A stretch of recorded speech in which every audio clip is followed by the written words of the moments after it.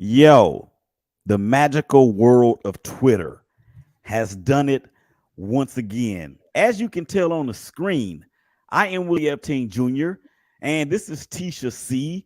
We are the Shakeback Media Group, and we are debuting a brand new show. It's called Dun Dun Dun Dun, a show divided. As you can tell, she's a Kansas City Chiefs fan.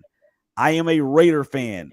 We have things that we are going to argue about. We're going to discuss. We're going to laugh about. I'm probably going to cry because of what happened over the past weekend.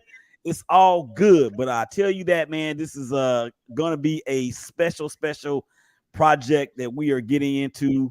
But before we do that, you know what we got to do. You already know what it is. So let's go get it.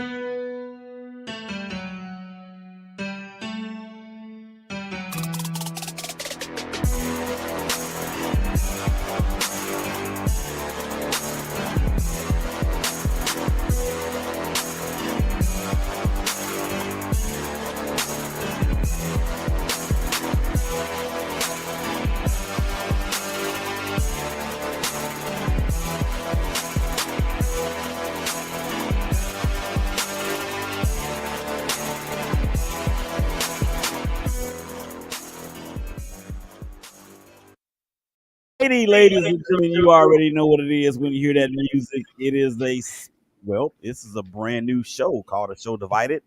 I am your humble host, Willie Epting Jr. On the other side is Tisha C. What's going on, Tisha? Not much. How are you today? Well, I'm ready to I'm get all right. into it. You ready? You ready? So you just want to jump right in, huh? Let's do it. Okay. I tell you what, because I meant to do this, but I didn't get a chance to. I was gonna say stop the music. I am having a very bad day. I've been having a Okay. bad 2 days because Well, the let's Raiders. see. Okay, let me calm down, Tisha. Let's talk about your Kansas City Chiefs. Okay, Mahomes, because we were supposed to unveil this show after the first game, but due to life circumstances and all that, we did not get a chance to. So here we are, and in week one, Mahomes, Reed, and Bieniemy acting like they're some sort of law firm because they're still showing that the AFC West that they are the law of it as they go down to Glendale, Arizona, and they hope to be there not only in the first game but in the last game of the year because that's where the Super Bowl is. As they go down there to Arizona and they drum the Cardinals, what was it, 44 to 44. Yeah. who cares what the Cardinals had? Patrick Mahomes throws for 5 touchdown passes as though some dude by the name of Tyreek Hill was never even there. Travis Kelce goes nuts. Mecole Hardman goes nuts. Juju Smith-Schuster goes nuts. Clyde Edwards-Helaire goes nuts. And I am going nuts just by talking about it. And I know you got to be feeling pretty good about that win. Talk about how you feel after your team did that to the Cardinals. No, it was great. I mean, you never know coming off, especially in off season. We've had so many changes. So honestly, well, you have to always be optimistic, but I was very cautious with how excited to be. But man, they delivered. They just went out and played backyard football and they did a great job of it. So I'm happy Yeah, all around. Yeah, who cares? But on the cool though, and for real, were you actually now? I need you to be honest now because I know you and I know your fandom when it comes to those Kansas City Chiefs. I hate them. I want you to be honest. When they came out in game one against the Cardinals, did you expect this type of offensive output or really breakout that we saw in week one? I mean, you hope for it. Did I expect it? Yes. I'm not gonna lie. Come on. Come on. We play the best under pressure. We have been talked bad about all off season. You know, we've heard it all. So the boys, they listened and they showed up, they delivered, they did Chiefs things, and I'm happy about it. Well, be that as it may, they did do a lot of Chiefs things, and I'm gonna tell you, I was a little surprised by the offensive output. I almost said put out offensive output because no Tyreek Hill, and I was one on the record that said many times, Tisha, that without Tyreek Hill, the wide receiver room for the Kansas City Chiefs was average at best. Now, With that being said, is Tyreek Hill missed? Is he going to be missed? I think at some point in the year when people start making adjustments or whatnot, that is going to get there. And Tyreek Hill is out there in Miami just acting a plumb fool. I mean, this Yeah, this really. dude, this dude has 30 catches almost after 2 games and what almost 300 yards receiving.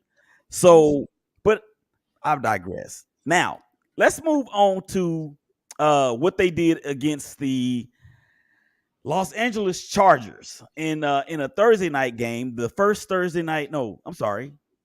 Yeah, the Yeah, it was first the first Thursday, one. Yeah. yeah, the first Yeah. Thursday night game of the year. Debut on Prime. Yep. Hmm. So they didn't play their best game offensively because it was a stark difference between game one and game two. Now, the Chargers have a little bit more um, superstar fandom, if you will, on the defensive side of the ball as opposed to what the Cardinals saw. So they actually eat that game out. They got the Justin Herbert a lot, and they actually put him on his back, and now he has a fractured rib cage. How surprised are you about the way the defense performed in this game? It's what we needed. I mean, wake up. It's always there. No, it's always there. But when we need it, sometimes we find a way to shine. And they did. Chris Jones was a mess. Beautiful. Just I, beautiful. I think the question was, how surprised were you? Not was it needed or not. Come on now, stay with I'm me. not Stay surprised with me. because that's what we do. It's Wait a a minute. it's a See, pattern. I said this in the introduction that we were going to argue. I didn't think that it was going to be in the very first topic of the very first show of this project. Here we Oh are. So goodness. you mean to tell me right now, Tisha, that you were not surprised by the way that Oh defense yeah. performed against you? Were surprised? Yeah. I mean, it's Okay, there. We don't always show it. We show it when we need to. That's what I'm trying to say. Is it's there. It disappoints me a lot, but it is there. I'm glad they did. They showed up. We needed it. It was a good defensive game. Obviously, clearly, the Chargers are a tough team, though. I think they're going to be. well, let me say this.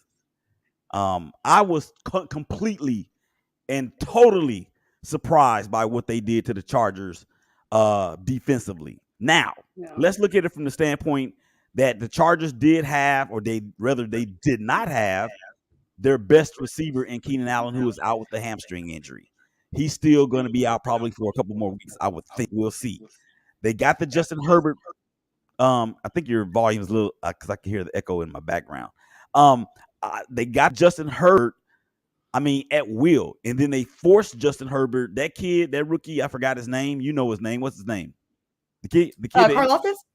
Which the one? kid, the one that intercepted the pill and took it all the way to the. Oh, God. Yeah, Jamal. Hold on. I can tell you his last name. The 99-yard, Yeah, 6'6".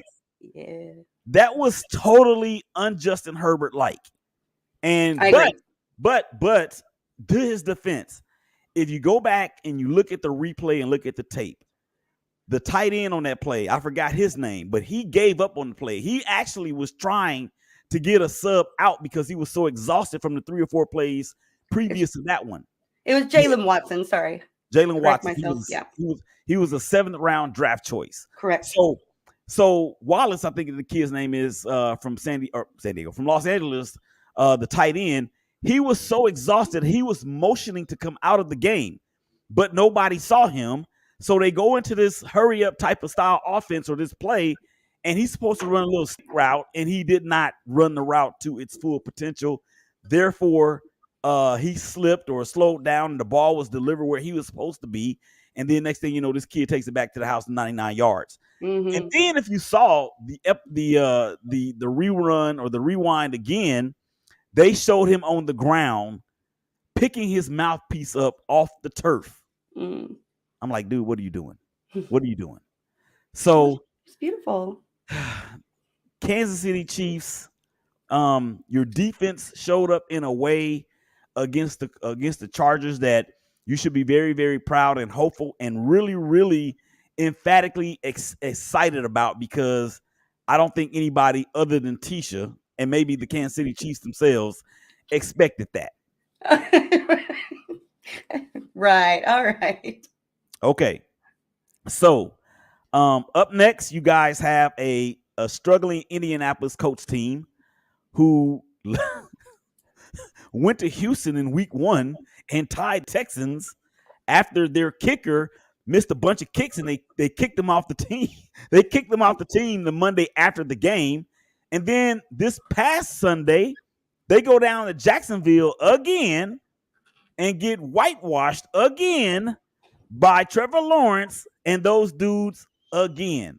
So the Colts, who I think you picked in our preview show and I picked in our preview show, along with everybody else that was on the panel that night, I was hopeful.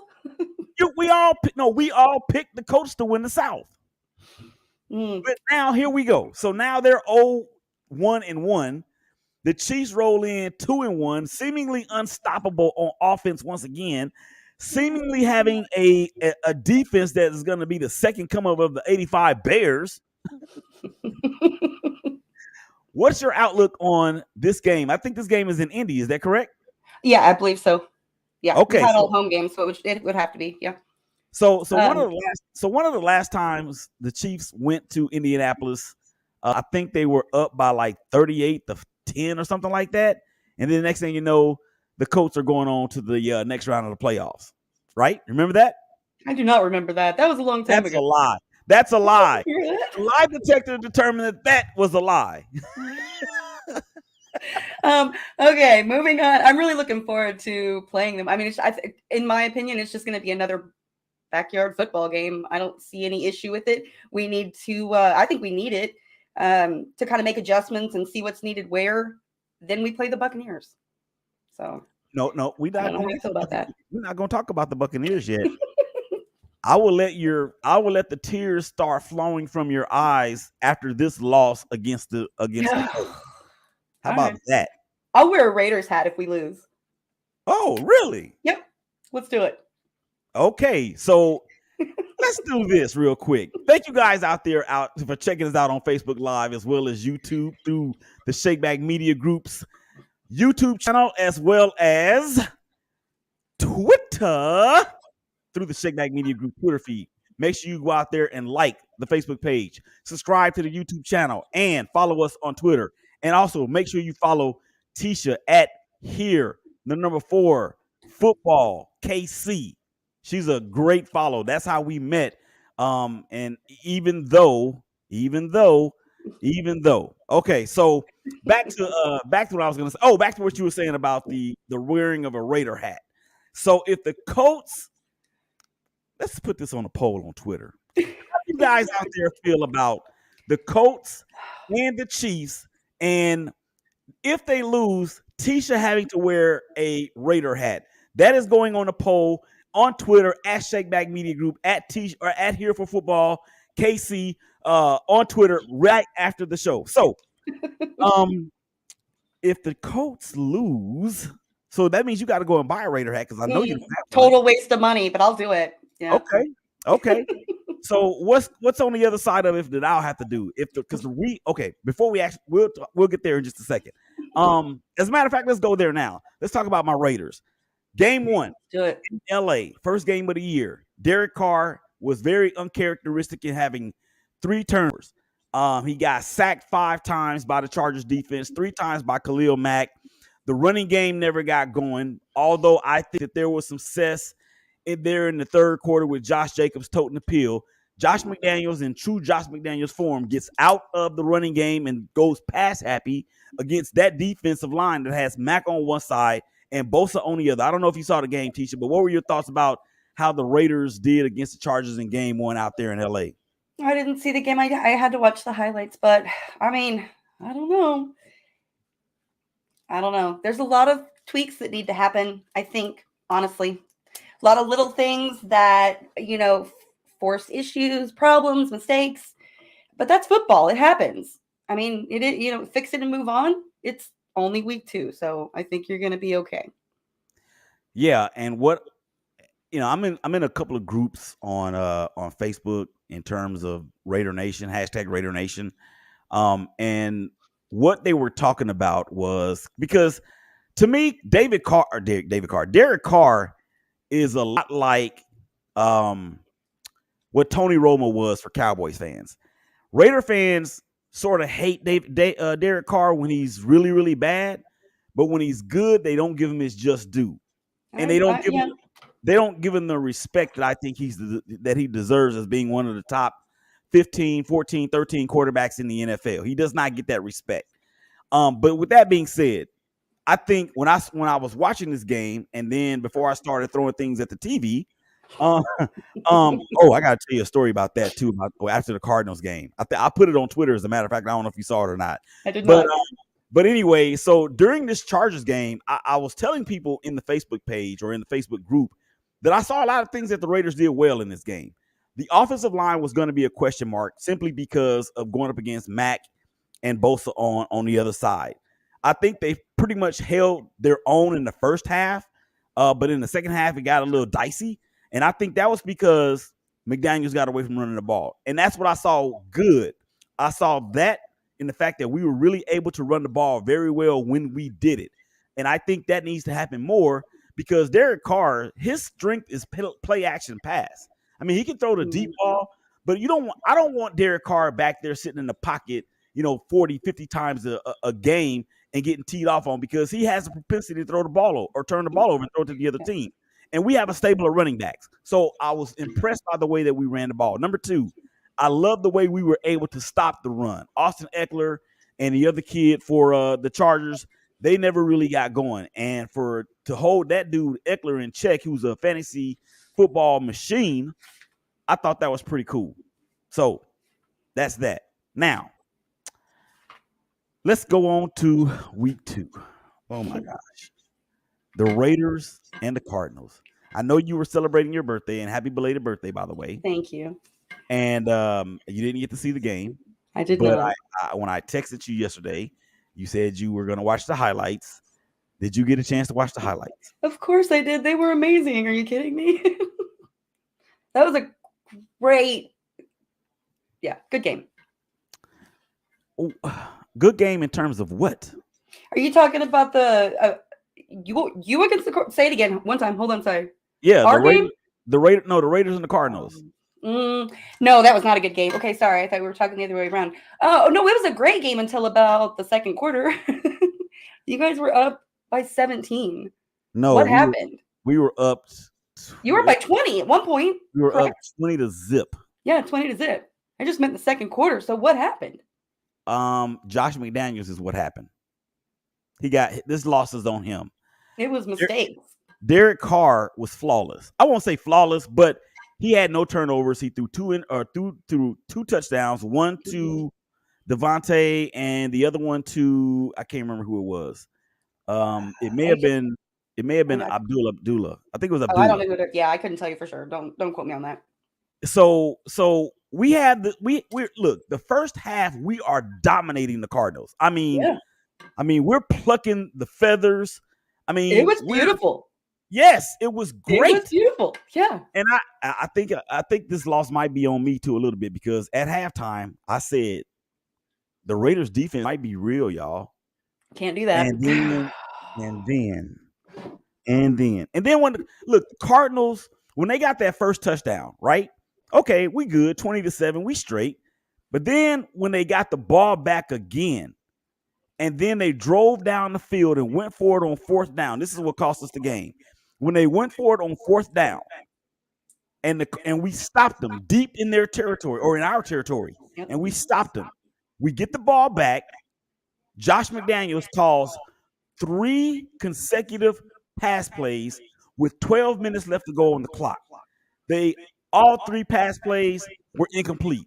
So you basically have just given the Cardinals the ball back with good field position with like 10 minutes left to go in the game. And then they scored that touchdown. We get the ball back again, have the same stuff happen.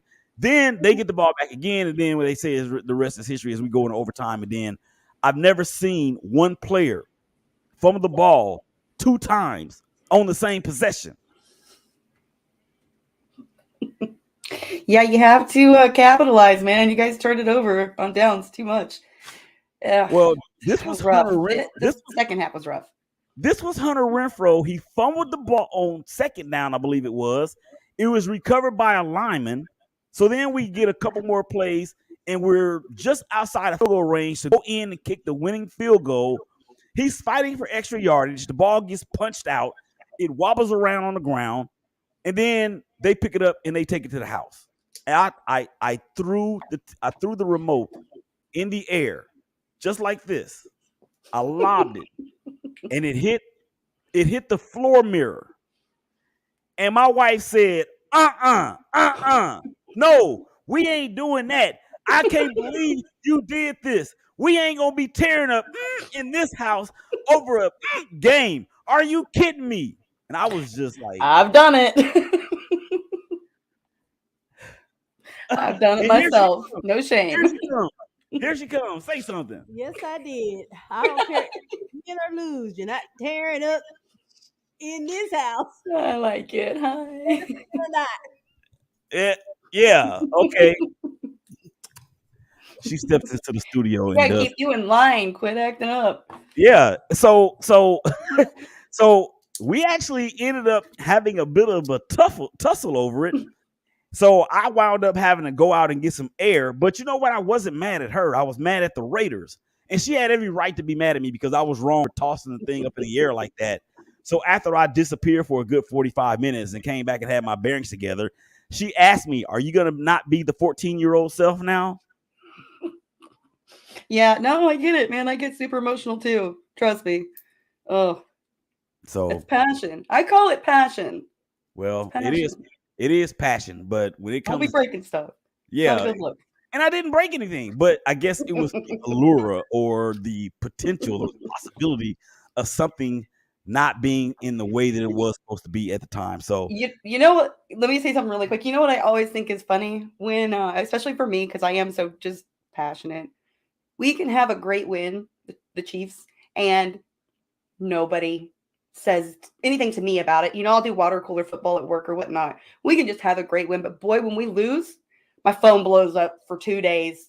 People just can't wait. Oh, that was so terrible. I'm like, really? Where were you when we were winning? Like, nobody wants to call and say congratulations, but that is how it is. So let me ask you a question. Out of these two fan bases, which one do you think is worse? The Kansas City Chiefs. No, out of these three fan bases, the Kansas City Chiefs, the Dallas Cowboys, or the New England Patriots? Why were the Raiders not in there? You guys are terrible. I'm getting some fights with Raiders fans. But out of the three, I don't think that our fan base is as awful at. Well, I mean, it has its moments. I'm not going to lie, it really does. Probably the Cowboys fans. I'm sorry, they're the easiest to pick on. That's the answer that I was looking for. So for everybody out there watching on Facebook, YouTube, and Twitter, this is one thing that Tisha and I can actually have fun with. It's the fact that we think that Dallas Cowboy fans, they stink. They make us sick. They're the most horrible fan base in all of creation. And when something bad happens to that team, we don't hate it because of the team. We hate it because of the fans. Can you agree to that? Oh, I can kind of agree to that. Yeah. Okay. I send a lot of hate out of love. I have a lot of Cowboys fans as friends, but yeah, we're good. And with you being located where you are there more Cowboy fans or are there more Chiefs fans? Oh, no, 100%. You would be surprised at the amount of Raiders fans here. But yeah, I think it's definitely more Cowboys fans here than Chiefs fans, even being as close as we are. Because everybody that bought the Kool-Aid back when they were, the dynasty. Now we're all adults and don't want to change our mind. We're sticking it out. So yeah. Mm-hmm. Yeah, because the last time and I like to do this simply because they're still raving about being America's team. Okay. So what does that make the Patriots, who have 6 championships, or the 49ers with 5, or the Steelers with 6? Does that make them Russia's team? Does that make them Ukraine's team? Does that make them North Korea's team? I mean, I don't get it. So the Cowboys have not won a Super Bowl since 1996. Okay. Our oldest daughter is 26 years old. There's a whole generation out there that are Cowboy fans that have never seen them win. And I know the same holds true for my Raiders, but Raider fans don't be out here advertising every year we're going to the Super Bowl. We're going to the Super Bowl after just having a losing season. We don't do that. That's why I think Cowboys fans are nauseating. Okay, Tisha. I'm gonna get to this, and then we're gonna talk about this wager. Oh, if I um, have to wear a Raiders hat, I'm going to be so mad, but I will uh, do it. yeah, and so the Raiders actually are at home. I believe to Tennessee. No, actually, we go to Nashville this Sunday for Week 3. Ryan Tannehill, they got thwarted by the Bills last night on Monday Night Football. That team still can run the pill with King Henry, but Ryan Tannehill is a quarterback that once played wide receiver at Texas A&M, and his quarterback prowess or lack thereof has really been on display these last couple of years. Give me an honest prediction, not from your heart, but from your head, about the Raiders Titans matchup based on what we've seen out of Titans so far this season. Man, y'all have to be able to win that one. Surely. Right? I think I so. would hope. I mean, it is the Bills. I have strong feelings about the Bills. Titans. Okay. No, I meant like they played the Bills and they destroyed them. Yeah, that's what I was. you're scared of the Bills. I know. I am 100%. I won't lie. The road to the Super Bowl is going to have to go through them. So don't like it at all. No, that is the team. I don't even have time with them. Yeah, I don't know. I think you guys could do it. Do like shut them out. 14-3. We need to do. We need a win. Do what? We need a win. Seriously. You gotta have one. You guys need a momentum shift bad. Yeah. Yeah, we should very easily be 2-0. That's what's up. I'm serious. We should very easily be 2-0. That's a stretch. I think 1-1. No, we definitely should be 2-0. I'm not going backwards. Okay, so this is the deal, Tisha. This is the deal. If the Colts beat the Chiefs, you will wear a Raider hat. This is how this is gonna go for this to work. If the Colts beat the Chiefs, you will wear a Raider hat. But the Raiders also have to beat the Titans. So my team has to win and your team has to lose in order for you to wear a Raider hat, and vice versa. The Colts have to win and the Raiders have to win in order for me to have to wear a Chiefs hat. Fine. Deal? Yeah, deal. You like it? Shake your head like it. Let's do it. Yeah. All right. Well, before we get up out of here, social media information. I already bloated it out, but I want you to do it because you're you and I'm me, and that's why I love you. Okay, only just Twitter. I'm literally at here the number 4 football at Casey. There you have it. Here we go. And she has 10,000 followers. I'm trying to be like her when I grow up.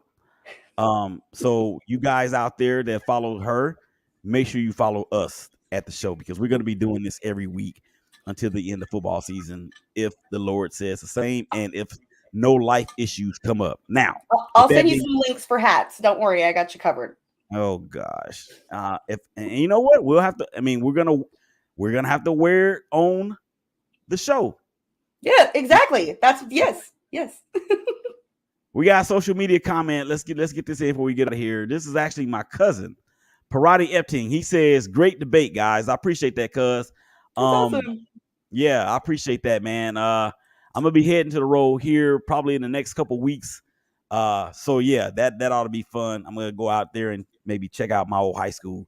But anyway, that's enough of that. Tisha, any final thoughts before we get up out of here? Just go Chiefs. Oh gosh. Thank you. I had a blast, honestly. Oh gosh. Well, this is only gonna get better from here. So with that being said, we're gonna get on up out of here, y'all, because I gotta go get some food in me. I'm hungry, I'm thirsty, I'm sleepy, I'm old, and all those other things. So for Tisha C, for Willie Epting Jr., this has been a show divided, powered by the Shake Back Media Group. Y'all take care of each other, y'all hug each other, y'all love each other, and we will holler at y'all again real soon. Peace. We out.